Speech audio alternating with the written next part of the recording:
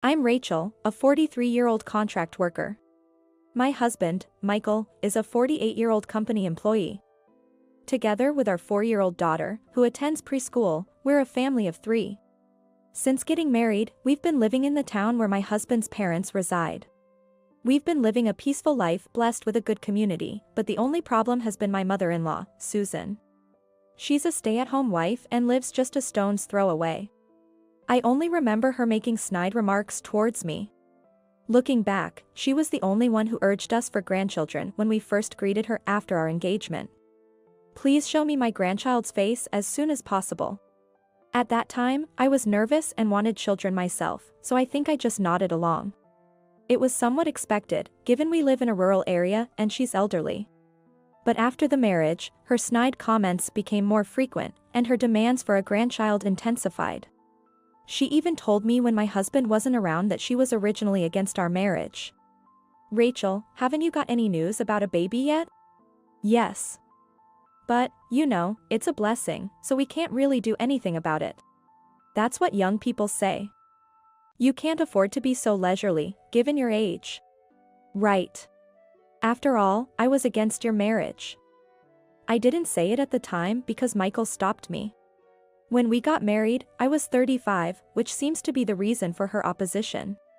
She didn't like the idea of me possibly not being able to have children or having a late pregnancy. Susan bluntly stepped on this landmine, saying it would have been better if he married someone younger, but she didn't seem to care. Indeed, I'm not young. But nowadays, it's not uncommon for women in their 40s to have children. And I think it's fine to live happily with my husband even if we can't have kids. I thought my husband shared the same view, but I've started to feel uncertain. What if he secretly shares the same thoughts as his mother? After all, she raised him, so it wouldn't be surprising if they shared common values. Come to think of it, we've never really had a thorough discussion about having children. Susan frequently contacts me for trivial matters. Being called upon often and living nearby, it's hard to say no. Every time we meet, she urges me for grandchildren. Moreover, it always comes with a snide remark about my unchangeable age. It's hard being insulted about things like my appearance, educational background, and career history, things I can't change. Even my every move is constantly criticized. What's even more unbearable is how she implies that my parents are to blame. As for my father-in-law, he turns a blind eye. He's more of a pushover than kind and doesn't assert himself much. Feeling depressed by the situation, I talked to my mother and friends, but there was no solution. It's been hard to discuss these small, day-to-day issues with my husband, so I've been silently enduring them for a while. My husband isn't abusive or violent, but he does have a traditional, dominant attitude, and rarely listens to me attentively. He's told me that he's happy for me to become a stay-at-home wife whenever I'm ready. I'm worried that if I complain, it might lead to me being forced to quit my job. But I thought I might become mentally ill if things continued this way, so I talked to him about half a year after we got married. I think he finally understood how cornered I felt, and he listened to me properly. About how Susan constantly calls me for errands. How I'm used like a driver, a delivery person, or a shopping service. Regarding the expenses, I've mentioned it before, but she never contributes, and we have to pay out of our household budget. When I brought it up one of those times, you told me to just pay for it, so I've been doing that. Did I? But, is it really that bad? Each expense isn't large.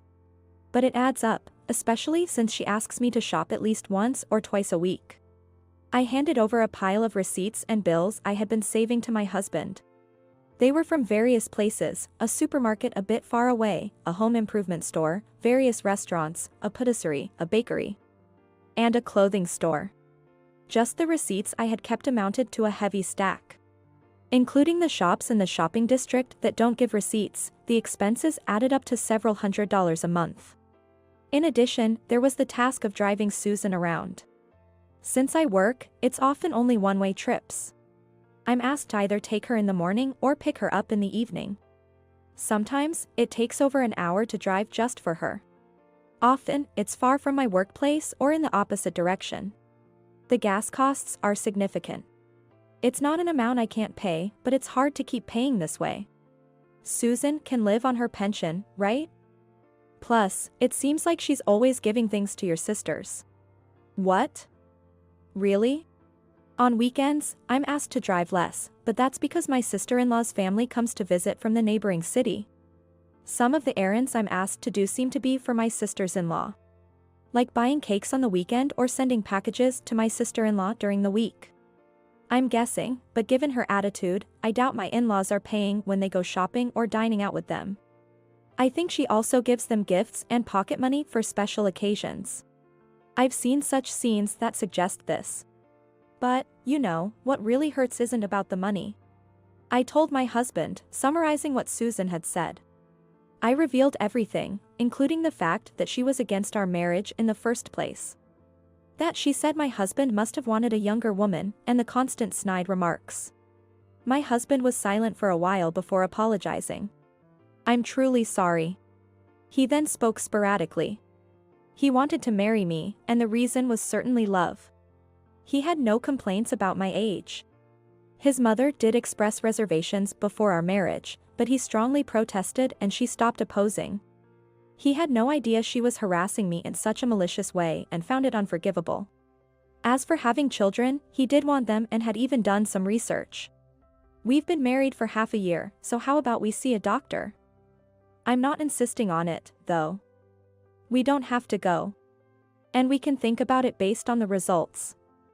Having children would be wonderful, but our life together is just as happy. I want us to stay together. I was already crying by then. As I sobbed, my husband continued, soothing me. He would talk sternly to his mother. I could refuse to do the shopping and driving since I had a job. He would check with his sister and talk to his mother, but not because he doubted me. He just wanted to hear their side. He trusted me and believed everything I told him. I'm sorry. I can only apologize, but please forgive me. And he asked me to consult him if I had any troubles in the future. Since then, the attacks from Susan have decreased. My husband's words must have had an effect, and I also tried to keep my distance as much as possible. Perhaps due to the reduced stress, we were blessed with a daughter in our 3rd year of marriage. Susan, predictably, made snide remarks about having a girl. Even now, she continues to blame me for not producing a male heir. But I no longer care, and I don't have the time to bother. My husband adores our daughter more than I expected, helping with transport and baths. I was prepared for solo parenting, so his help is a relief, but it's still tough. However, I'm happy that we can watch our daughter grow together. Then one day, when my husband was off, we got a call from Susan. Hello, Rachel? Do you have a minute? What's the matter, Susan? She asked if I was home, so after a moment's hesitation, I decided to answer honestly. Today, being Michael's day off, we were on our way to Costco. Oh, perfect. We're also heading there. Let's meet up. Susan probably knew that we shopped at Costco 2 or 3 times a month when Michael had a Wednesday off. She had mentioned wanting to join us before, so this seemed deliberate. Your parents are coming too. I see. When we met up, Susan was unusually excited, and my father-in-law was as inconspicuous as ever. I mentioned we wouldn't buy perishables as we had to pick up our daughter from her lesson afterward, which disappointed her. But she quickly recovered. She browsed, murmuring, this for Amanda, this for Emily, and even shopped for friends and neighbors, filling the cart quickly. I was surprised that she was shopping not only for herself but also for friends and neighbors. Soon, the cart was filled to the brim, and Michael seemed astounded. As expected, after thoroughly enjoying her shopping, Susan, before queuing up for the checkout, said, I'm just going to the restroom. I'll wait for you at the food court once I'm done. With that, she swiftly left, abandoning the overloaded cart and my father-in-law. Once she was out of sight, Michael and I couldn't help but laugh. We sorted through the items, paying only for our stuff. When it was our turn, Michael told the cashier. Please separate the remaining items. They're for the person who's in the restroom. We left payment to my father-in-law, saying, Dad, could you handle the rest? Michaela is waiting, so we need to go.